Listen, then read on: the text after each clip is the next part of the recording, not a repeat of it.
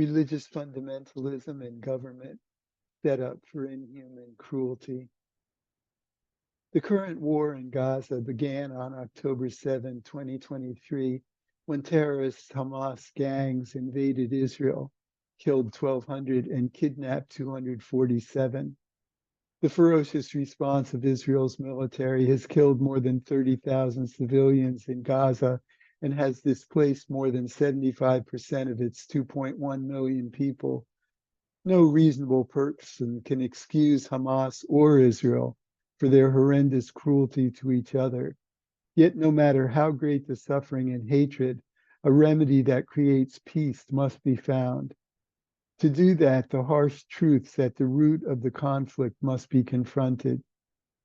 Israel isolated Gaza and killed the invading fighters within a few days, preventing further loss of life within its borders. But since the subsequent November 7-day truce and hostage release, little discernible progress has been made. On the contrary, Israel's troops have sustained casualties within Gaza.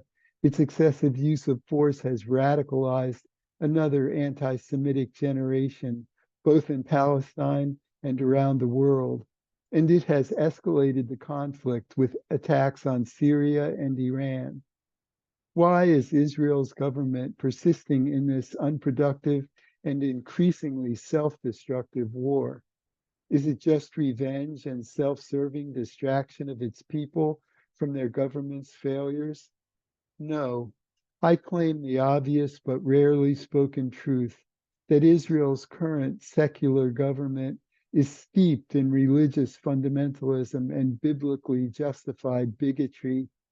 Consider the Otzma Yehudit party platform of National Security Minister Itamar Ben-Gvir. It begins, God of Israel made an everlasting covenant with Abraham, descendants, and continues, by virtue of the divine promise to the Jewish people, the entire area of Eretz Yisrael, as defined by the Torah, belongs to Am Yisrael in all of their generations. Similarly, the Likud party platform of Prime Minister Netanyahu and Defense Minister Yoav Gallant begins, the right of the Jewish people to the land of Israel is eternal. These party platforms disclose an institutional commitment to religious dogma and the letter of the biblical text. That is religious fundamentalism. Note that Likud holds half of the 64 Knesset seats controlled by the current majority coalition. Otzma and other self-proclaimed religious parties with comparable views hold the other half. If 4 or more members of any of those parties withdraw their support, the current coalition government will collapse. Hence, the Haredi, the avowed religious fundamentalists who constitute 13.5% of Israel's population, are firmly in control of Israeli government policy. Otzma's platform continues, we must act to restore those parts of our homeland that were stolen from us over the generations. This demonizes as thieves non-Jews who occupy the God-given land. It is religious dogma which justifies the racial bigotry and intended ethnic cleansing of Ben-Gvir, who has publicly stated, we do not want to expel all Arabs, those who are loyal, fine. For his part, Gallant officially announced a complete siege of Gaza 2 days after the attacks with the racist statement, no electricity, no food, no fuel. We are fighting human animals. These are the stated beliefs and intentions of those who control Israel's government, armed forces, and police. No such persons should ever hold the state's authority over life and death. Their fundamentalist commitment to a God-given entitlement transmutes their racist nationalism to righteousness that can excuse any act, no matter how repugnant. This religious dogma has driven Israel's corrosive expansionism into the neighboring Palestinian territories and that has played a prominent causal role in the resultant cyclic violence. The bitterly divisive problems caused by religious dogma in government are not unique to Israel, Judaism. Hamas in Iran, Islam, India, Hindu, and the United States, Christianity, are timely examples in the news.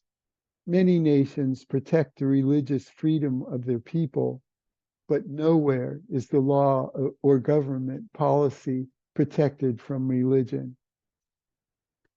The Palestinian people live in the West Bank, 85%, 2.7 million, Gaza, 100%, 2.1 million, and Israel, 21%, 1.9 million. The current locus of war, Gaza, is a 240 square kilometer strip bordered by Egypt, Israel, and the Mediterranean Sea. It has been governed since 2007 by the Islamic resistance movement, Hamas. Hamas was designated a foreign terrorist organization by America's CIA in 1997. The map of those killed on October 7 shows the close proximity of the attacks to the Gaza border. This illustrates the profound limits on Hamas's ability to project power at a distance. That is, that Hamas does not pose an existential threat to the state of Israel. In fact, it never has. The map also highlights Israel's folly in permitting vulnerable communities in close proximity to Gaza without adequate border defense.